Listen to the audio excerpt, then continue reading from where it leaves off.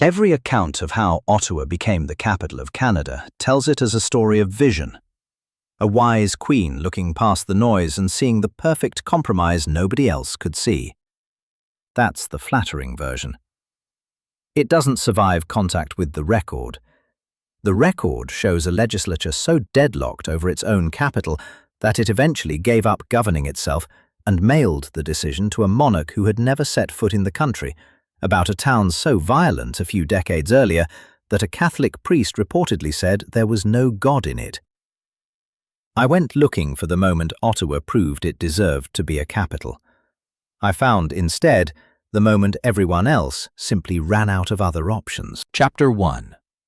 A canal built for a war that never came. Start with the river, because everything else in this story eventually comes back to it. In 1826, at the point where the Rideau River meets the Ottawa, there was no town at all, just forest, a set of waterfalls the Algonquin called Akikpawutik, and a scattering of fur traders and settlers who'd been passing through this stretch of the Ottawa Valley for generations. What put a town there, specifically and deliberately, was the War of 1812. That war had exposed a hard, strategic fact to the British military. The St. Lawrence River, the colony's main supply route between Montreal and Kingston, ran close enough to the American border that it could be cut or attacked at almost any point along its length. If war came again, and in the years right after 1815 nobody in London or Quebec assumed it wouldn't, Britain needed a way to move troops and supplies to Lake Ontario that American guns couldn't reach. The answer, worked out over a decade of surveys and bureaucratic delay, was a 202-kilometre inland waterway connecting the Ottawa River to Kingston, threading through the Rideau Lakes well clear of the border. Lieutenant Colonel John By of the Royal Engineers was sent out to build it, arriving in the spring of 1826 with orders that were, on paper, purely about locks and dams and blast rock. On the 26th of September that year, By and Governor-General Lord Dalhousie stood at the confluence of the two rivers and fixed the canal's northern terminus there. A construction camp went up almost immediately to house the labourers, and within a few years, half in jest, people were calling it Colonel By's town. By 1829, even By himself was writing Bytown at the top of his own letters. Here's what doesn't add up if you assume this was simply a sensible engineering choice. The canal By built was designed for something the war planners of 1814 hadn't quite anticipated: steamboats. By pushed his superiors, against their original specifications, to widen and deepen the locks well beyond what the smaller Lachine Canal near Montreal used, arguing that steamboats were faster, more easily armed, and better suited to both military transport and the colony's growing commercial trade. He got his larger locks. He also, in the process, ran the project so far over its original budget that when the canal was finished in 1832, a genuine engineering triumph, 47 masonry locks and 50 dams built in 6 brutal construction seasons, the British government's response was not a medal. It was a formal inquiry into the overspending. By returned to England in 1832, was publicly humiliated for the cost, and died 3 years later without ever being cleared. The canal he built for a war that never actually came is still the oldest continuously operated canal in North America. The man who built it left the country in disgrace. So the town's very first identity, before it had streets, before it had a name anyone agreed on, before it had a single vote in any legislature, was as a garrison camp for a defensive project against an invasion that, as it turned out, was never coming. Worth holding on to. That pattern of being built for a threat that fails to materialize, and finding a second use for itself once it does, is going to repeat through this entire story. It's worth being specific about the scale of what B actually built, because the numbers make the later humiliation harder to shrug off. 47 masonry locks, and 50 dams across 202 kilometers, much of it blasted and dug through granite and swamp with nothing more than black powder, hand tools, and manual labor, completed in 6 construction seasons that killed an unknown number of workers to disease and accident. Malaria alone, contracted in the work camps around the Rideau Lakes, is believed to have claimed hundreds of lives, a toll that never made it into the official cost accounting that eventually undid B's career. When the final bill came in well over the original estimate, the Board of Ordnance in London focused entirely on the overrun and almost nothing on the engineering achievement or the human cost behind it. By sailed home in late 1832, already in poor health, was never given the chance to publicly defend his spending, and died in February of 1836, not yet 60 years old. Bytown citizens, whatever their opinion of the mud and violence around them, seem to have understood the injustice of this better than London did. At a dinner held in his honor in Montreal, one speaker praised By's moral courage and undaunted spirit in the face of what the speech called inestimable difficulties. The town that would one day carry the seat of national government got its name from a man broken by the same government for building it too well and too expensively. Leave a like, subscribe if you want more of these, and tell me in the comments which Canadian city's founding myth you think deserves this same kind of digging. Chapter 2. The town the sawmills built. The Rideau Canal gave Bytown its reason to exist. It did not, on its own, give it a reason to keep existing once the construction crews moved on. That came from an entirely different industry, one that had actually predated the canal by more than 2 decades and would end up dwarfing it in every practical sense. Timber. As early as 1800, a settler named Philemon Wright had crossed the river and founded a farming and lumbering community on the opposite bank at Hull. And by the time Bytown's canal workers finished their contracts in 1832, the Ottawa Valley timber trade was already the dominant economic force in the entire district. The mechanism was straightforward and brutally physical. Crews cut squared white pine and red pine timber deep in the Ottawa Valley through the winter, lashed the logs into enormous rafts each spring, and floated them down the Ottawa and St. Lawrence rivers to Quebec City, where the timber was loaded onto ships bound for British naval yards and shipbuilders who, in an era before Baltic timber supplies were reliably available, depended heavily on Canadian wood. A single raft leaving Bytown could carry somewhere in the range of 2,000 individual timbers, worth in the neighborhood of $12,000 at the time. A figure that, adjusted forward, runs well past $400,000 in today's money, on one raft, one trip. That kind of money draws people fast, and it drew them from everywhere.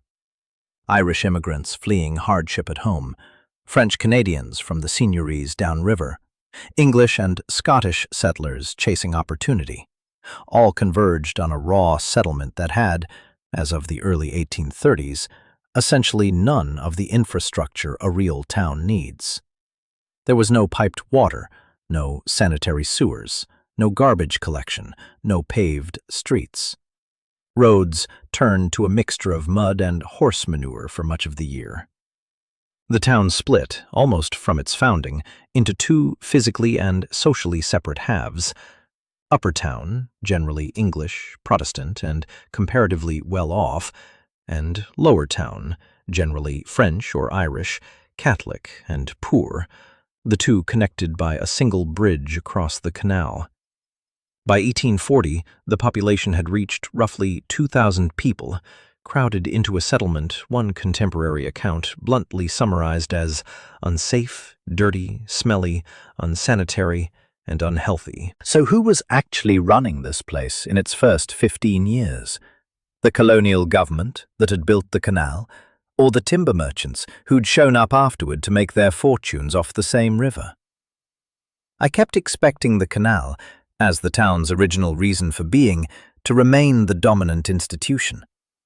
What was actually there was money moving faster than governance could keep up with it, a familiar enough pattern in frontier settlements generally, except that in Bytown's case, the imbalance was about to turn violent. It's worth noting how long this timber-first identity actually lasted, because it did not fade quickly once the town became respectable. The industry that grew out of those first squared timber rafts eventually produced some of the largest lumber operations on the continent, concentrated at Chaudiere Falls, where entrepreneurs like Ezra Butler Eddy and later J.R. Booth built sawmilling empires that, at their peak, ranked among the largest single lumber-producing operations in the world. Booth's mills alone were, for a period, said to be the largest of their kind anywhere on Earth. That means the industry responsible for Bytown's earliest lawlessness didn't get pushed aside once the town matured. It grew alongside the town's later respectability, running at industrial scale within a short walk of buildings that would eventually house a national parliament. Chapter 3. The Shiners' War. The Rideau Canal's completion in 1832 threw hundreds of Irish labourers out of work at almost exactly the moment the timber trade was expanding fast enough to need more hands.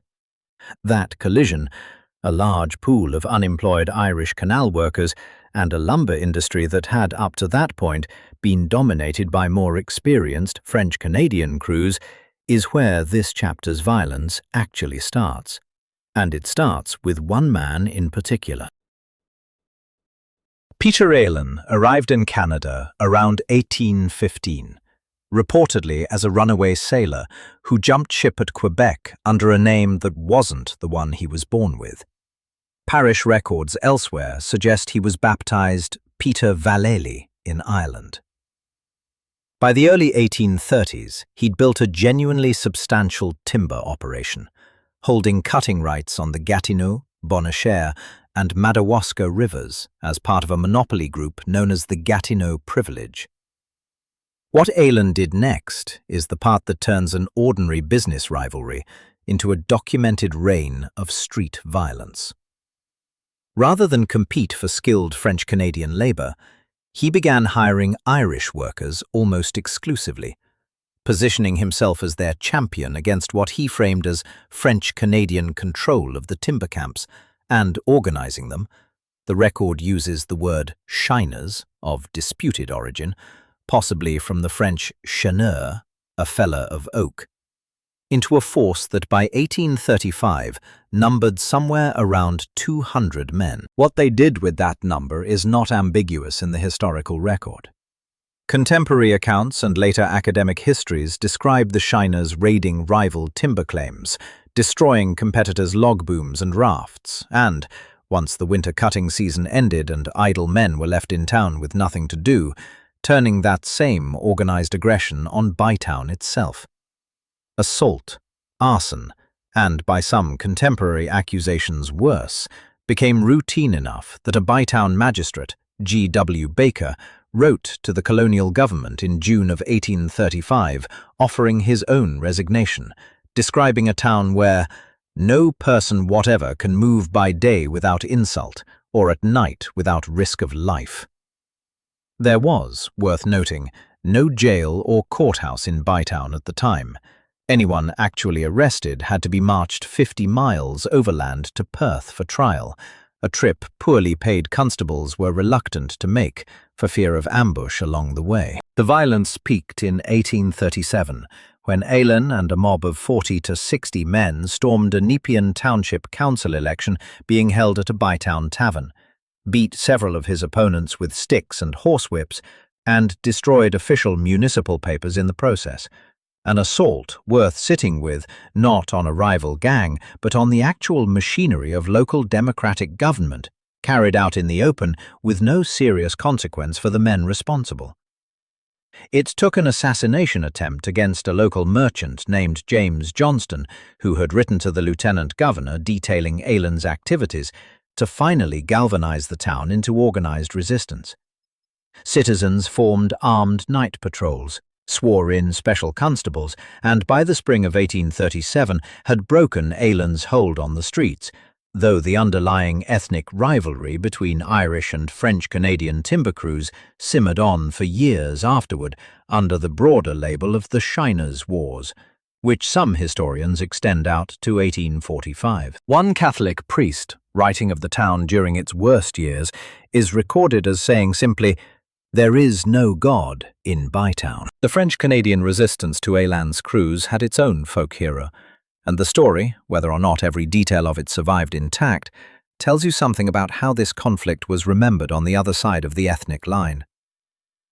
Joseph Montferrand, known to English speakers as Big Joe Mufferaw, was a powerfully built French-Canadian timberman who, according to local legend, single-handedly defended the Union Bridge linking Bytown to Hull across the Chaudière Falls against a crowd of Irish challengers in 1829, said in the more dramatic retellings to number as many as 150 men, supposedly throwing each one who confronted him into the river below. Whatever the true number that day, Montferrand became, in the folklore of French Canada, a defender of French rights against exactly the kind of organized intimidation Élan would formalize a few years later. That the two sides of this conflict both produced their own legendary strongman is, in itself, a fairly precise measure of how thoroughly the town had organized itself along ethnic battle lines by the mid-1830s. So why does a town with this specific reputation, organized ethnic gang violence, an assault on its own council, a documented decade of the Wild West made to look tame, in one later historian's phrase, end up, 20 years later, seriously in contention to become the seat of government for an entire country? I don't think you can answer that question yet, because the answer has almost nothing to do with what kind of town Bytown actually was. It has to do with what was happening at exactly the same time in the legislatures of every other city that wanted the job instead. Chapter 4. The capital nobody could agree on. In 1841, the British colonies of Upper Canada and Lower Canada were merged by London into a single political entity, the Province of Canada, largely as a response to the rebellions of 1837 in both colonies. That merger created, structurally, exactly the kind of problem this story needed. Two populations, one predominantly English-speaking and Protestant, one predominantly French-speaking and Catholic, now sharing one legislature and needing to agree, among other things, on where that legislature should physically sit. They could not agree, and the consequence was a capital that moved, repeatedly, at enormous public expense, satisfying nobody. Kingston held the seat of government from 1841. It moved to Montreal in 1844. That arrangement ended abruptly and violently in April of 1849, when a mob of Tory rioters, enraged by Governor-General Lord Elgin's decision to sign the Rebellion Losses Act into law, burned the Parliament building in Montreal to the ground. A detail worth sitting with, because it means the very first Parliament building of the United Province of Canada was destroyed not by an accident of engineering, but by a political mob, a fact that should complicate any story that treats fire as this narrative's later, unrelated disaster.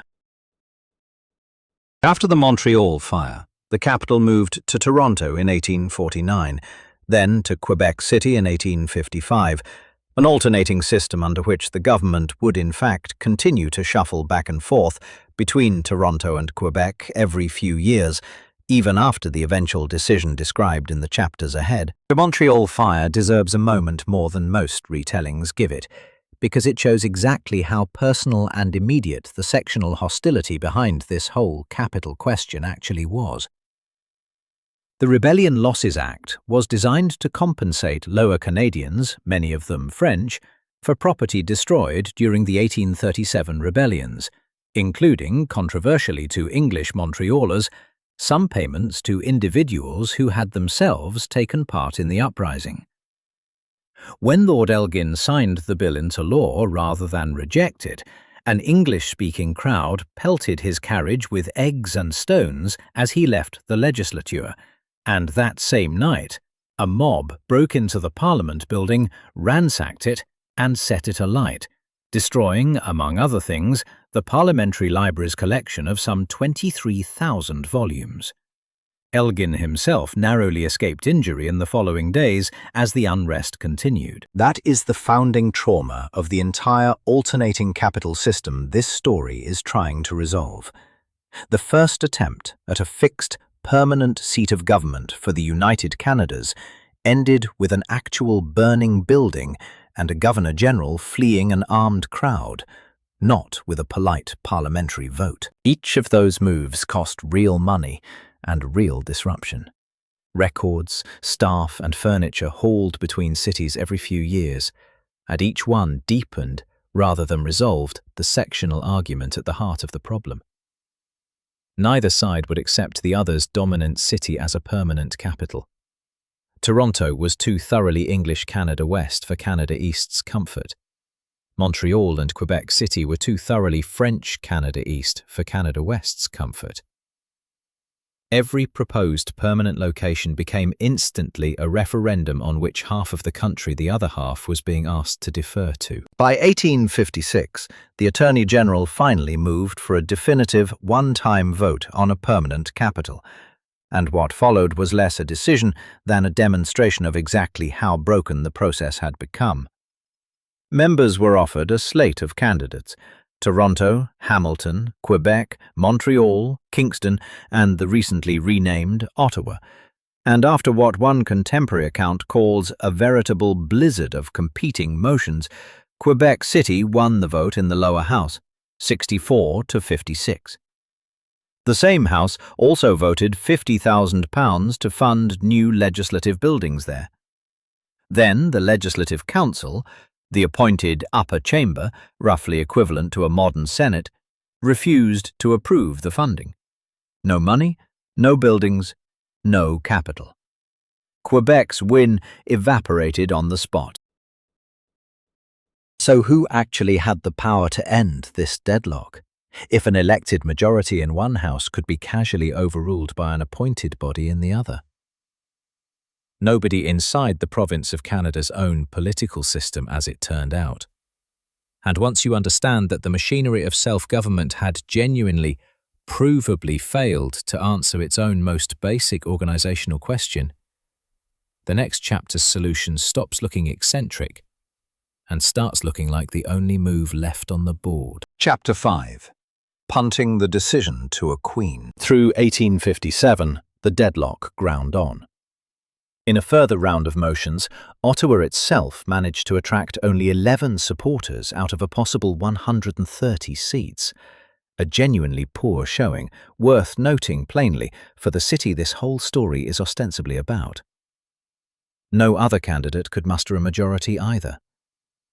At this point, John A. Macdonald, the Canada West Conservative leader, and Sir Edmund Head, the Governor-General, arrived at what one later historian calls an ingenious tactic, and what, read plainly, looks more like an admission of institutional failure dressed up as statesmanship.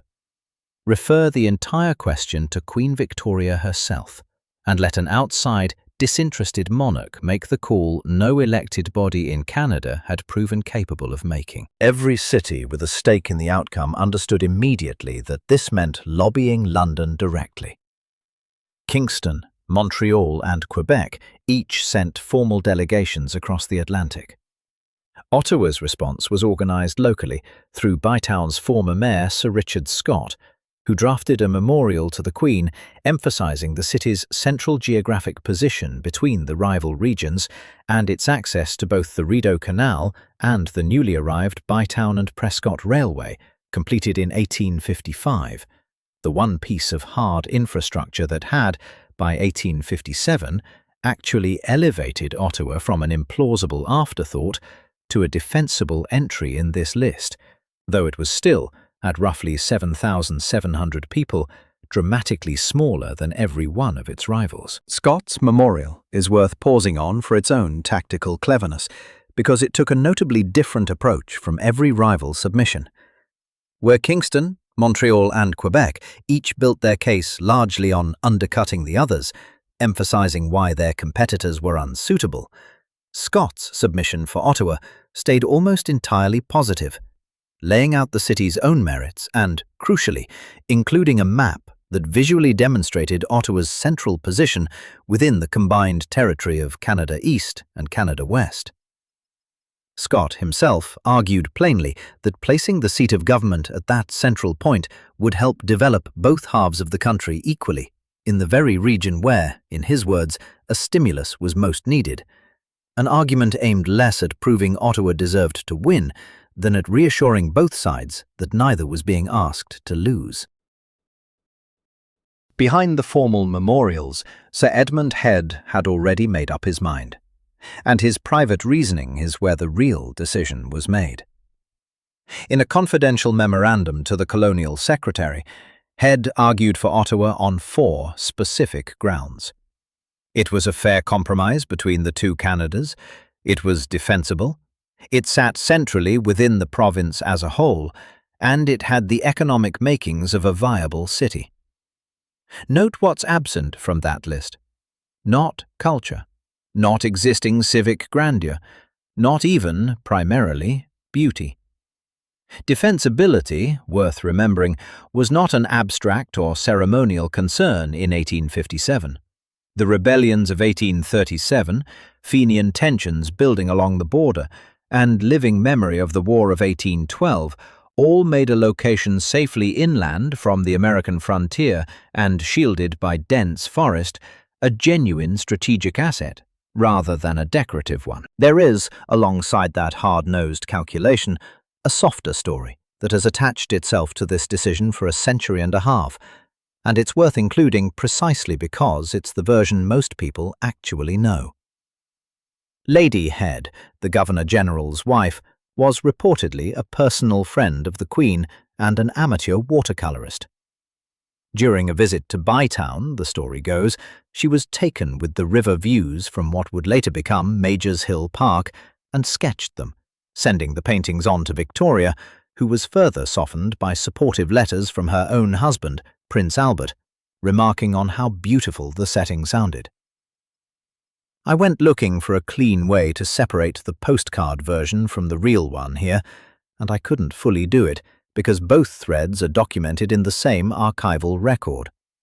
Head's cold strategic memo and Lady Head's watercolours arrived at the same desk, in the same season, aimed at the same decision. What the Queen actually received by October of 1857 was a bureaucratic case for a defensible compromise, wrapped in a picturesque, personally vouched-for description of river scenery. She reviewed it, consulted her advisers, and settled on Ottawa.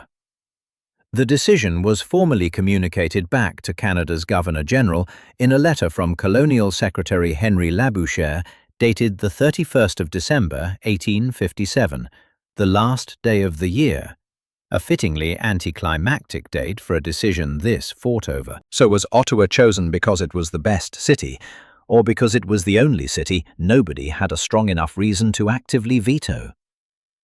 Every piece of the surviving record points to the second answer, and the reaction that followed the announcement makes that answer even harder to avoid. Chapter 6. The Backlash. The Queen's decision did not, in fact, put a stop to the rivalries it was meant to settle. It reopened them almost immediately, and with considerably more venom than the original deadlock had produced. Press reaction in the losing cities was scathing. One Toronto newspaper reportedly dismissed Ottawa as a subarctic lumber village. Montreal's English-language press called the choice incomprehensible. This was not an unreasonable reaction on the numbers alone. Ottawa, at roughly 7,000 to 8,000 people, was smaller than every rival it had just beaten, still known chiefly for its timber trade and, within living memory for many residents, for the shiners' organized street violence described 2 chapters back. Handing this town the seat of government for an entire colony understandably struck contemporaries as somewhere between a joke and an insult. The backlash reached the floor of the legislature itself in July of 1858, when George Brown, the radical editor of the Globe newspaper and leader of the opposition, introduced a motion asking the Queen to reconsider her own decision. It passed, 64 votes to 50. Here's where the story briefly turns almost farcical. The sitting Conservative government of John A. Macdonald and his Canada East ally Georges-Étienne Cartier, the same Macdonald who had helped engineer referring the decision to the Queen in the first place, resigned in protest, framing the vote as an affront to the Crown's dignity. George Brown and his own ally, Antoine-Aimé Dorion, briefly formed a new government in their place. That government lasted less than 48 hours before it was itself brought down by a procedural maneuver contemporaries dubbed the double shuffle, and Macdonald and Cartier returned to power almost as quickly as they'd left it. It took until 1859, nearly 2 full years after the Queen's original announcement, for Parliament to finally ratify her choice, and even then only by a margin of 5 votes. 5 votes, on a question the Crown itself had already supposedly settled. I kept expecting, once I found that number, to also find some decisive new argument that had swung the outcome in Ottawa's favour in the intervening 2 years. What was actually there was simply exhaustion. The same political class that had proven incapable of choosing a capital on its own terms in 1856, grinding by the narrowest possible margin into grudging acceptance of the compromise it had asked someone else to make for it. So did Ottawa ever actually win this argument? Or did it simply outlast everyone else's capacity to keep fighting it? By 1859, construction on Parliament itself had already begun on the strength of the Queen's decision, regardless of how narrowly Parliament had ratified it, which meant the physical, structural answer to that question was already being poured in stone before the political one was fully settled. Chapter 7. Building an Empire on Barrack Hill. The site chosen for the new legislature was a limestone outcrop overlooking the Ottawa River, previously occupied by military barracks and known, unglamorously, as Barrack Hill, the same bluff John By had eyed decades earlier for its defensible height above the water. In May of 1859, the Department of Public Works organized a formal architectural competition for the Centre Block, the governor's residence, and 2 departmental buildings, and construction proceeded through the early 1860s on a scale that dwarfed anything the small timber town had built before. 2 legislative chambers, roughly 170 offices, a picture gallery, a library, 85 committee rooms, spread across more than 10,000 square meters of new construction on a site of 25 acres. The buildings were completed and opened in 1866, in high Victorian Gothic style, deliberately grand. A conscious architectural overstatement worth noting for a town whose defining public event a generation earlier had been an armed mob storming a municipal council meeting with sticks and horsewhips. The following year, 1867, sealed the arrangement for good. When the British North America Act created the new Dominion of Canada out of the United Province of Canada plus New Brunswick and Nova Scotia, Ottawa's status as provincial capital simply carried over intact, now elevated to capital of an entire new country. Nobody seriously proposed reopening the question. The cost of the Parliament buildings alone and the exhaustion of having settled the fight once already made reopening it politically unthinkable. The construction itself repeated on a national scale the same pattern that had already broken John B's career 40 years earlier. An ambitious public works project running dramatically over its original budget. The Centre Block, East Block and West Block, taken together, ended up costing several times their initial estimate, a fact that became its own minor political scandal in the Canadian press through the early 1860s, even as the buildings rose. Unlike B, though, nobody involved in the 1860s overrun was publicly ruined for it. By that point, too much money and political capital had already been sunk into the Barrack Hill site for anyone in government to afford treating the cost as a reason to reconsider rather than simply finish the project. Here's the detail that's easy to miss in the triumphant version of this chapter. Ottawa's transformation from lumber town to national capital happened almost entirely on paper and in stone, well ahead of any matching transformation in the town's actual character or economy. As late as the 1860s and beyond, the lumber industry, the same industry whose labor disputes had fueled the Shiners' Wars, remained the dominant economic force in the city, with sawmills still operating at Chaudière Falls, literally within sight of the new Parliament buildings. The capital and the sawdust coexisted for decades, close enough that visitors could watch both from the same riverbank. So had Ottawa actually become the kind of city its new Parliament building implied it was, or had a government simply been built on top of a lumber town that hadn't finished changing yet? The next disaster this story has to reckon with suggests the second answer rather forcefully, and it arrives, worth noting, exactly 50 years after the town's founding fire risk first showed up in this story, back when a Montreal mob burned down the first Parliament in 1849. Chapter 8. The Fire That Tried to Undo It Again. On the evening of the 3rd of February, 1916, with the First World War underway in Europe and members debating of all things the price of fish, smoke was noticed coming from the reading room in the southwest corner of the centre block. The room was lined with varnished wood panelling, freshly oiled that same day, and stocked with newspapers draped over wooden dowels, a combination that turned a small fire into an uncontrollable one within minutes. By 9:30 that night, the roof had collapsed. In the early hours of the following morning, the clock tower came down as well. 7 people died in the blaze, including a sitting member of Parliament and 2 women who worked in the building's restaurant. The Parliamentary Library survived, and the reason it survived is a small, sharp story in its own right. Librarian Alpheus Todd had years earlier insisted, against the building's original architect, on installing heavy iron fire doors between the library and the rest of Centre Block. On the night of the fire, a clerk named Connie McCormack made the decision, in the chaos of evacuation, to slam those doors shut before leaving. A single, deliberate act that preserved the young country's parliamentary archive while everything around it burned.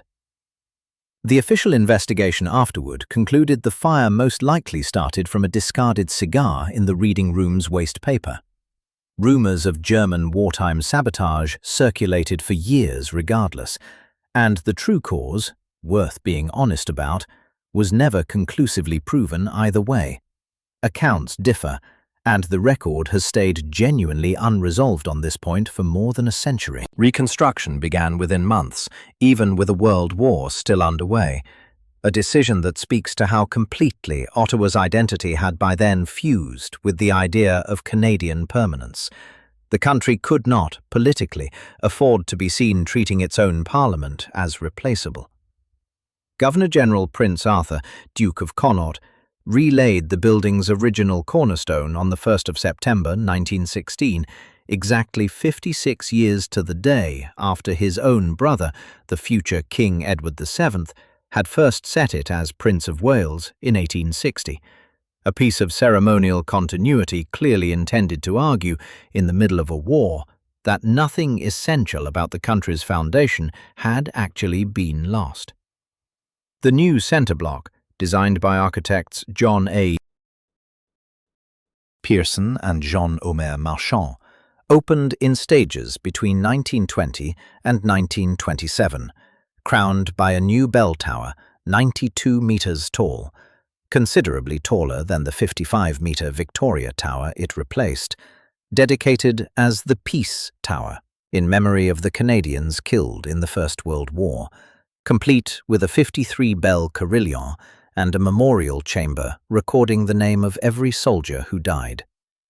It remains, by a fair claim, the most widely recognized human-made landmark in the country. The rebuilt building was not a simple copy of the original, and that difference matters.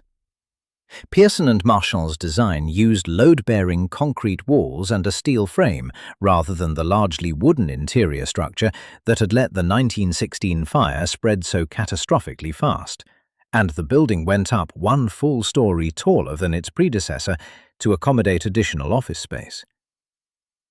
Above the Prime Minister's own third-floor office, the finished building carries a small carved phoenix rising from flames, a deliberate, permanent architectural acknowledgement built directly into the seat of government that this was now the second Parliament building Canada had needed to raise from a fire in under 70 years. So here's the pattern worth naming plainly before we close this out.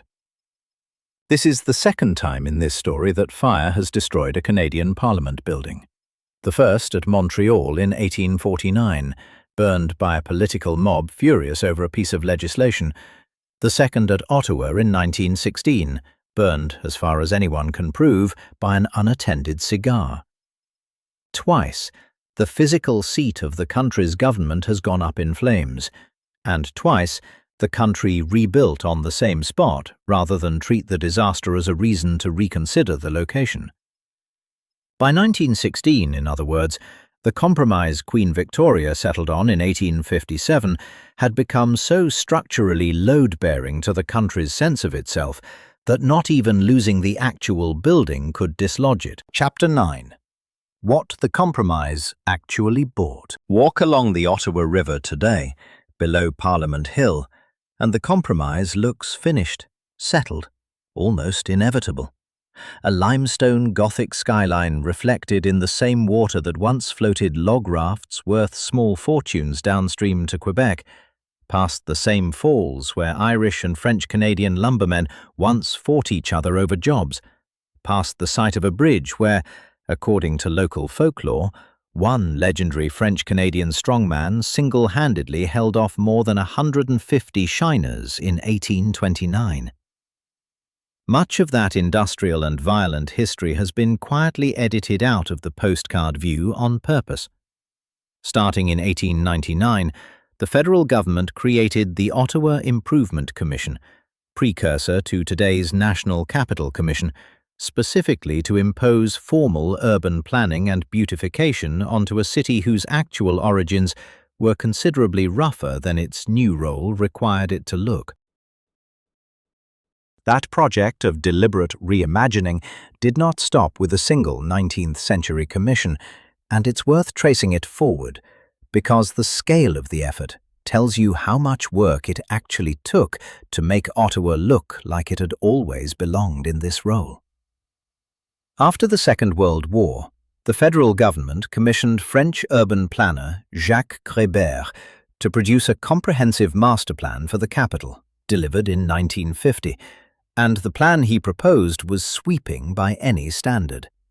Relocating the very railway lines and industrial sawmill operations that had defined the city's economy for a century out of the downtown core entirely, replacing them with parks, formal boulevards, and greenbelt land specifically designed to make the capital read as dignified and monumental rather than industrial. Union Station's downtown rail yards were eventually torn out. Much of the lumber milling infrastructure at Chaudière Falls, that had run continuously since Philemon Wright's earliest operations, was, over succeeding decades, wound down, relocated, or redeveloped. The city that visitors walk through today, with its sightlines deliberately kept open toward Parliament Hill and its industrial past pushed to the margins or erased outright, is in a very real sense a manufactured correction. 100 years of planning commissions working to make an accidental compromise look, in retrospect, like it had been the obvious choice all along. So let me answer directly the question this whole account opened with, rather than let the current skyline answer it for me. Was Ottawa chosen because it deserved, on its own merits, to be the capital of Canada? No. Not by any measure the surviving record actually supports.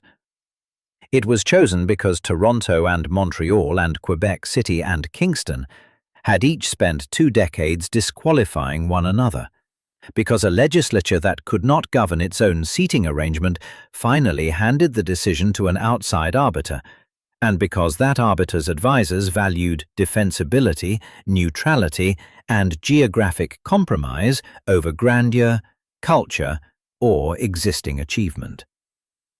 A town best known, within living memory of the men making that decision, for organized ethnic gang violence and an armed assault on its own municipal council, became the seat of a nation because it was the one candidate nobody hated quite enough to formally block. The record was never actually hidden. It's in Sir Edmund Head's own confidential memorandum, in the Globe's editorials mocking the choice, in a legislative vote that passed by exactly 5 ballots, in a fire investigation that never closed the question of arson versus a careless cigar. What changed isn't the evidence. What changed is that a century and a half of Parliament buildings, national ceremony, and deliberate civic beautification eventually buried the compromise underneath the appearance of destiny. Ottawa wasn't discovered as the natural heart of Canada. It was left standing by default, after every other candidate had been ruled out by the country's own inability to agree on anyone else. And the river that made that compromise possible in 1857 is the same river that, generations earlier, had already shown exactly how much blood this ground was capable of holding before anyone thought to call it a capital at all.